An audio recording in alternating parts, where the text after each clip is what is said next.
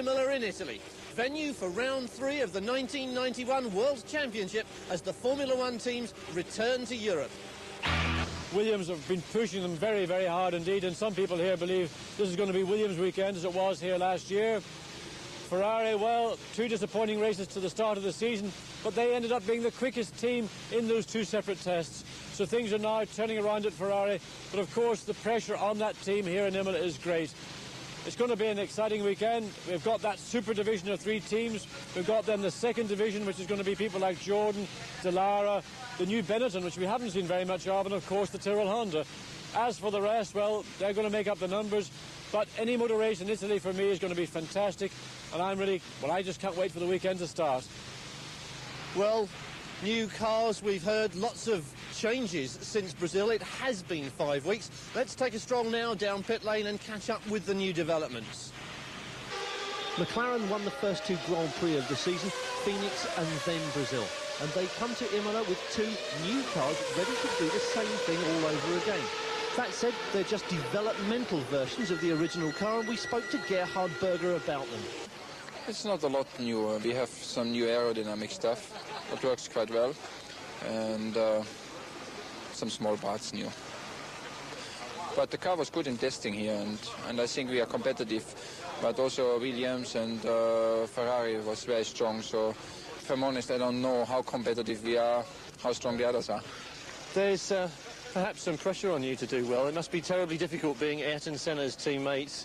You've had some bad luck in Phoenix. You had a bit of bad luck on the start line in Brazil. No, I had not bad luck in Phoenix. I was just bad in Phoenix. That was all. In Sabalo, I had a little bit bad luck here because in the start the car catch fire. And then in the first half the car was very difficult to drive because my tire pressure was up. But in the second half my car was all right, but it was too late to catch up. So I'm looking forward to these races here in Europe. And the testing, I find me and myself a little bit better, getting forwards. And I'm sitting now comfortable in the car. Should be better. Is it difficult to go fast here? Everywhere it's difficult to go fast. McLaren then looking pretty invincible after 2 Grand Prix, but chasing hard behind them come Williams. Their Achilles heel has been the gearbox, and they seem to have solved that problem which let them down in Phoenix and in Brazil. They also seem keen not to let anybody see the noses of their cars here in Imola. And it was at Imola that Riccardo Patrese won last year. Could he do the same again this year? I don't know. I'm not a magician, so I don't know what can happen here in Imola. I think, of course, that our car has a very good chance to be very competitive here and in the rest of the season. So because of that, I look forward to this race and the rest of the season. I hope to win, of course, but it's not easy.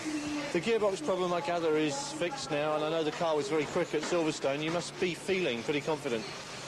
Yes, the reliability is coming, and that is a very important point. The speed seems that we have. So I'm confident, yes, but you know, we have to fight because we are not alone. There is McLaren and Ferrari that they are very strong as us. So there is a good fight to do, and I'm looking forward to it. Williams attacking hard, but Ferrari are the people who must be under the most pressure at any Italian racetrack. They haven't looked too good after the opening 2 rounds, but they have made some changes to the 642, and we asked Cesare Fiorio, the team manager, about them. We think we have made quite a big improvement from São Paulo to now, because we have a new front suspension, we have new aerodynamics, and also a good increase in the power of the engine. But we don't know whether this will be enough or not, because Williams and McLaren seem to be very, very fast. And especially Williams, I think this year is doing a fantastic work. This is Italy. Do you feel as if you're on trial? Well, of course, here in Italy there is a lot of pressure. There will be, I don't know, 200,000 people around the circuit. And many of these will be for Ferrari, so we hope to do well. Otherwise, we must go out from the back door. Benetton haven't just made some changes. They brought a brand new car designed by John Barnard to Imola. It features the high nose we saw on the Tyrrell here last year, but Benetton remained tight-lipped about their prospects for this race when we asked them. Brabham too have a new car at Imola, and theirs also has the same high nose feature at the front. We took the opportunity to speak to the designer, Sergio Rinnan, and ask him what the prospects were for his car. Well, I'm just hoping that it will be all right. We've got a lot to learn about this car because it's completely new and done in a completely new system as well, and a new philosophy of setting the car up and everything else. So we've done a few laps in Monza last week. We learned a lot. There's a lot of development to do, and we just have to carry on working. We can expect the new car, to run slightly better than the old one then? Oh yes, for sure. Any idea how much better? No, I can tell you that after Sunday. There's a third new car in the pit lane as well. This time it's a high-nose footwork. Driver Michele Alboreto crashed heavily in testing, hurting his leg, and we asked him whether or not he'd be able to make the race. Quite painful at the moment, but I am happy to be here anyway, even because I must use the old car. But I think every lap that we made with this Porsche engine can improve our performance, so I think I'm here for making my job. Will you be driving in the race, do you think? Yes, I would like, but I don't think it's possible to qualify the old car. And unfortunately, we have only one new car, so we try to qualify that one. And Alex is in a better condition, so he's right, and he drives the new car. Money troubles have afflicted AGS for some while. They called in the receiver and have now been bought out by Krypton Engineering, who run in Formula 3000. And they have replaced Stefan Johansson with their own Formula 3000 driver, Fabrizio Barbazza. Well, that's the news from the pit lane, and a great deal going on, as you've heard. Imola as a circuit, though, is a favourite with almost all of the drivers, as Ayrton Senna explains for us now. It's a special place for me, but it's a tough race, it's fast, very competitive normally. It's a place where you can overtake, so you have to have a balanced car to go quick and consistent throughout the race if you want to win races. It's not a place like you start ahead and then even if you are a little slower you can stay ahead because it's difficult for overtaking. So it's a technical circuit. It's also a psychological circuit from the point of view of the spectators, and it's the return to Europe after many months without competing here. So it's a new stage, a different stage in the championship.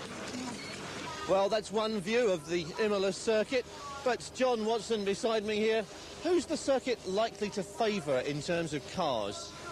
Well, Richard, of course, it's all right for Ayrton Senna to say he likes Imola. He's got that V12 Honda engine behind him, maybe 700 horsepower. But there are a few people out there that have maybe got little more than 600 horsepower. So for them, Imola, which is fundamentally a power circuit, it's going to be a very hard day's work. If they get through the qualifying into the race, that's the best they can expect. But as I say, Imola is a power circuit, and inevitably, all the teams, the top teams, are the teams that have got the most powerful engines. So going back again to Honda, McLaren, Ferrari and Renault Williams, those are the three teams that have got the best engines. But of course the Ford HB, that little V8 engine, while it's not quite so powerful, it is very frugal. It makes more miles to the gallon than any other engine in Formula One. Now to start the race in Imola, carrying maybe 6 or more gallons less than a Honda or a Ferrari is an advantage. And of course the race distance here means that it's a long race, it's a fast race. Everybody's going to have to fill their tanks up to the capacity, except the Benetton and the Jordan. So they've got a slight advantage in that they don't have to carry that extra weight. But all in all, I think it's an exciting racetrack. There's going to be pit stops. Again, it's a hard circuit on tyres. But generally an exciting race, and as we've seen in the past, it is not necessarily the favourite that wins. Riccardo Patrese won last year. Can he win this year? Can Mansell break his duck this year? Can the Ferrari recover the ground they lost from the end of last year? Or are we going to see yet again Ayrton Senna, the winner of the first 2 Grand Prix of '91, continue on and make it a hat-trick? Anybody betting against Senna is a brave man, but for me, Patrese's got to be the outside bet for this weekend. Well, that's the state of play as far as the drivers and the cars are concerned. Let's now take a close look at that Imola circuit and take a ride round it with John Watson. Well, thank you, Richard. And I really wish it was me driving this Williams Renault, but in fact it's Riccardo Patrese, and he's now going to begin a lap of the Imola circuit. And he's just about taking 6th gear now and coming down to this wonderfully fast left-hand Tamburello corner, flat out in 6th, about a mere 180 miles an hour, and then continually picking up speed as we come through this right-hand corner, peaking at about 195, then down to 2nd gear for the Tosa hairpin bend. Now, of course, Patrese has got a semi-automatic gearbox, similar to that of Ferrari, and of course he's changing gear by holding onto the steering wheel and operating the little levers behind the wheel into 4th gear for this wonderfully fast double left-hand and dropping downhill corner. Then down into a very tight and slow 2nd gear, right-left chicane, then 3rd gear, 4th gear into the Acqua Minerale, an uphill right-hand corner, easy to run wide over the curb. Then up to yet another one of these 3 chicanes here at Imola, again a 2nd gear corner in, and then taking 3rd just on the curb at the exit, picking up speed, 4th gear, 5th gear, and just about getting into 6th gear as we come under the bridge, down into the Rovazza, again a double left-hand corner. In fact, really it's 2 corners. The first part taken in 3rd, the second part just getting 4th at this point now, passing Julian Bailey on the right-hand side in his Lotus, then to a very fast right, left. This is 5th gear, then hard on the old anchors again, down into 2nd gear for the left, right, then into 3rd quickly, 4th, 5th gear, and taking 6th just after the bridge, and there you have a lap of Imola 91. Well, thanks, John, for a look at the Imola circuit.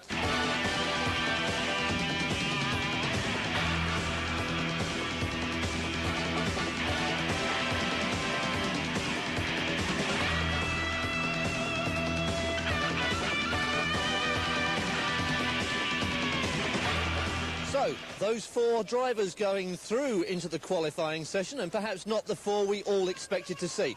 But that qualifying session is now just minutes away. Join us again after this break. To get underway.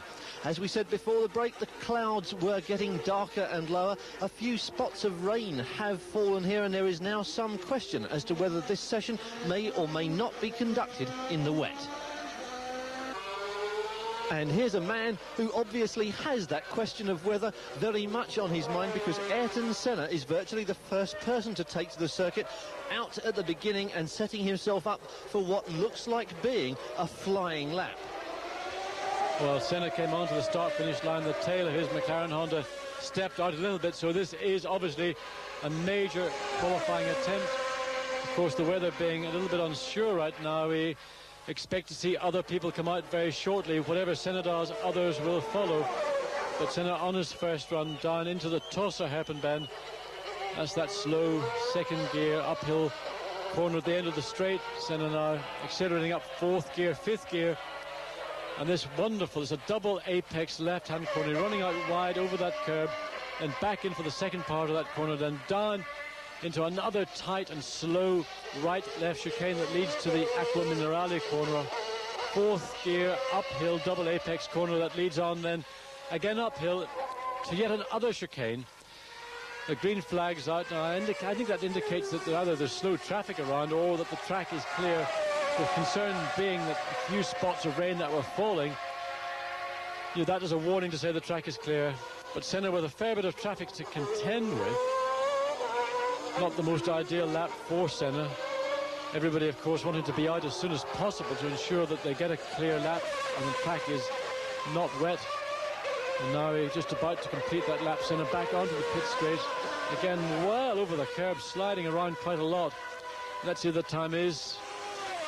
Well, already Ayrton Senna's gone 0.6 of a lap, 0.6 of a second quicker than his pole position last year. That was a 1:22.646.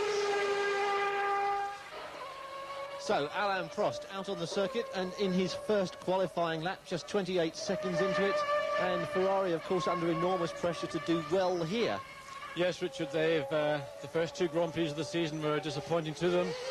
They tested very well indeed here last week, and Prost, in fact, at a time in the low 1:22 bracket. But today, Friday afternoon, the circuit, I don't think is quite as quick as it was last week. And certainly this morning, the kind of times that Ferrari were producing were slower than those of 1 week ago. But this is now official qualifying, and Jean Alesi's Ferrari is well and truly on fire. That is a serious blow-up for the a lazy car, and that his engine is absolutely covering the back of the car. Back to Alain Prost now, coming back to the end of his first qualifying run. We're saying that Prost was quick last week. Can he repeat that time this week? I would say it's going to be close. Well, he is about 4/10 slower than he was last week, but that's currently enough. Put Alain Prost onto the front row alongside Ayrton Senna, second quickest with 1 minute 22.689. Senna on the pole with a time that is actually about 40 hundredths of a second quicker. Prost's flying lap then has, I think, dampened the disappointment of the Tifosi, cheering in the grandstand, although Alesi's car, as you say, John, blazing merrily there. Yes, the car came round the circuit and lots of fire out of the back of the car. Obviously a serious blow-up for Alesi, and that was the cause of the fire. It was just almost at the end of Alesi's lap, so it was very unfortunate to not make the lap before the blow-up. But Riccardo Patrese is now provisional pole holder. He has set a time of 1:22.480. Riccardo Patrese, the man who won here last year. And I must say, I talked to Riccardo Patrese on Friday morning, and he was very, very confident indeed. Not only was he confident about his prospects, he just looked to be, well, I've never seen him look so happy and content in all the years he's been in Grand Prix racing. I think he feels he's definitely got this Imola Grand Prix sewn up yet again.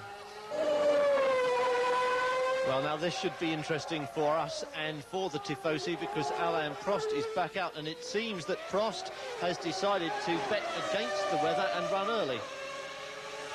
Yes, Prost just finishing that first, well, that's in fact his second lap out. Now it's possible that Prost has decided to go with the soft race tyre.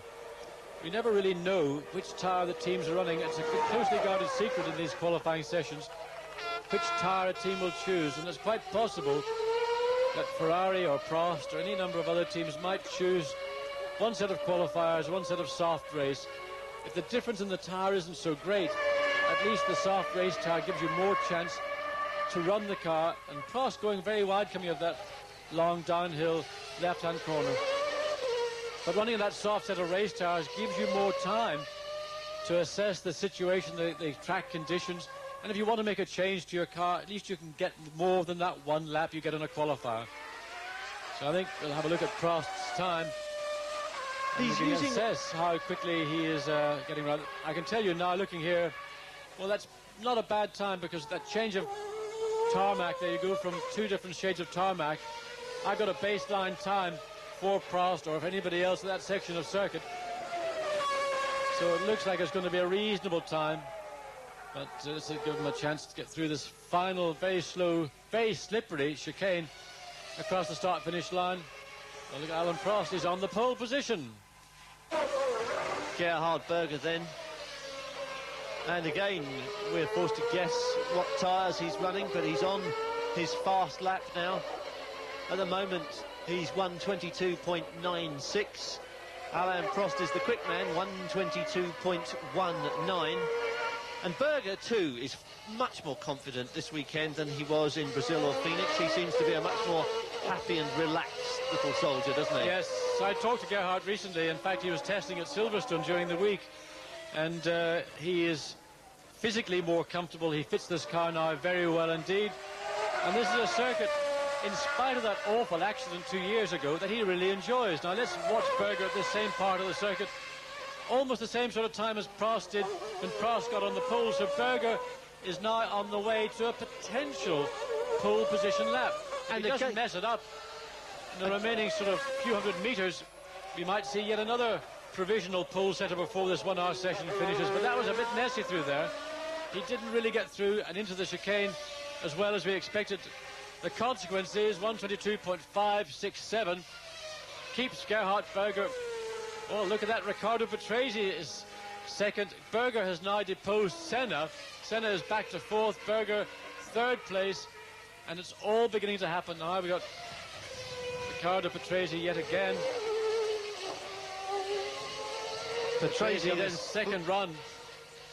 He too, they're all using the circuit, and they're all starting to look a little bit ragged here and there. Are we looking really at the best that can happen in these conditions for all of these drivers? How close are they? Well, they're certainly all on the limit. Patrese. The thing I can't get over was his confidence when I said, "Hi Riccardo, how are you this morning?" And he just lit up like a Christmas tree. The smile said everything. No doubt about it, this car is quick. This car is very, very quick, and it's quick everywhere. Well, there we are. Riccardo Patrese is snatched again. Provisional pole. Riccardo Patrese with a 1 minute 21.957.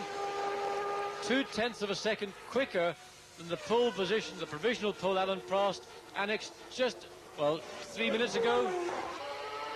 Nigel Mansell then on his first set of qualifying tyres, and a quarter of the way round this lap now. Ayrton Senna still has one qualifying set left, and the provisional pole is down to 1:21 at the moment, and Mansell in lots of trouble there. Oh dear me. Well, basically what Nigel did, he came up behind Barbazza in his first race in the AGS, locked up the left front brake. He was watching Barbazza, got it all wrong, drove across the grass. He's now going past JJ later, so well, there's one set of qualifying tyres that are virtually used and useless. Whether that time will be allowed to stand, I would very much doubt, because he did take a shortcut, not an intentional shortcut, a force majeure shortcut. I think that was a short trim, actually, because he mowed a section of that grass up. It can't have helped his time.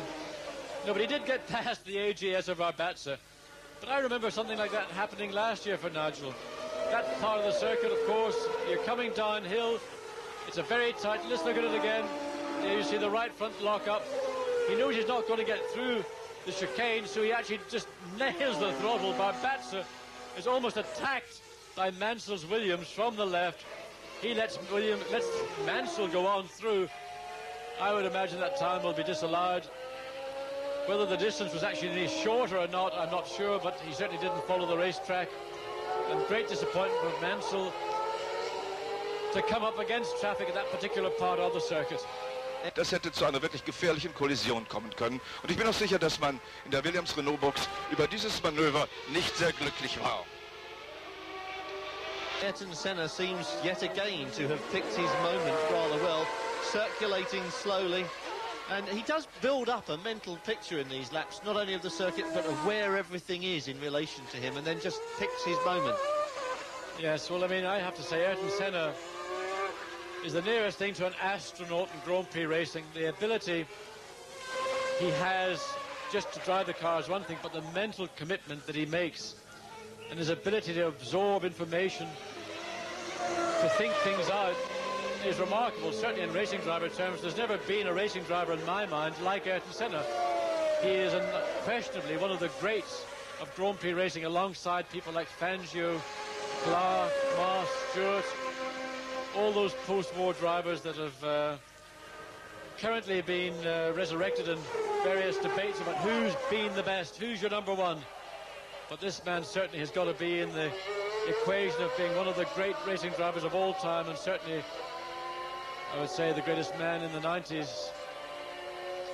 Unbelievable car control from Ayrton Senna, and again we saw that he let the Minardi go ahead of him, but when he put on the power he came up on it at a place where he could easily get past without losing time, and he must have computed that into his plan for this lap, and the rest of it now seeming deserted, as indeed it did from the air. One more car ahead of him, but Ayrton Senna certainly moving. Yes, well, let's check Senna's lap time when we come round. You see a sensible one of the Brabhams letting it. That's Martin Brundle.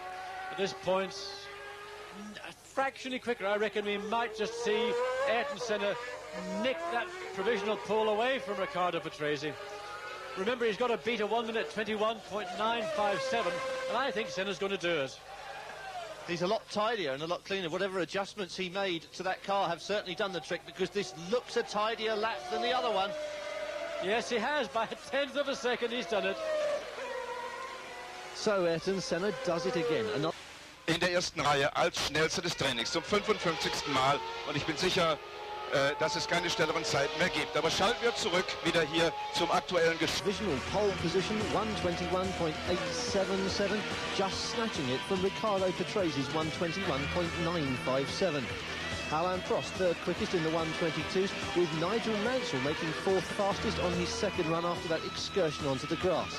Gerhard Berger is 5th quickest, Stefano Modena 6th fastest, and then 7th, Jean Alesi, after the fire, still making it at 1:23.945. Gianni Morbidelli next, and Pierluigi Martini side by side 8th and 9th, and in 10th place Satoru Nakajima, first of the 1-minute 25-second runners.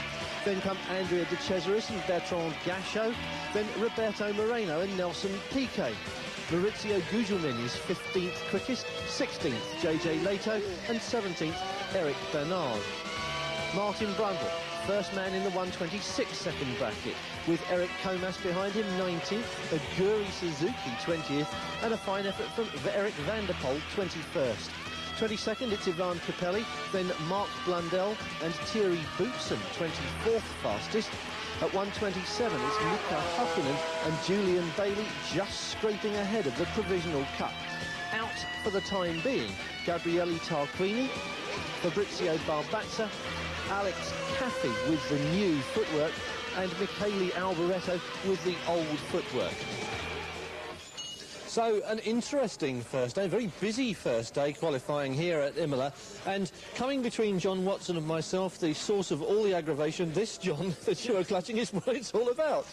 Yes, indeed. Well, we're in the room which is the Principality of San Marino. They've got a special room here at Imola, and this is the trophy the winner on Sunday will take home. It's a lovely piece of kit. It's very heavy. Some poor wife or girlfriend's going to have to spend all her time keeping it spotless and immaculate, but I'm sure it's going to be worth it. It's a great trophy, and of course on Sunday we're going to see a fantastic race.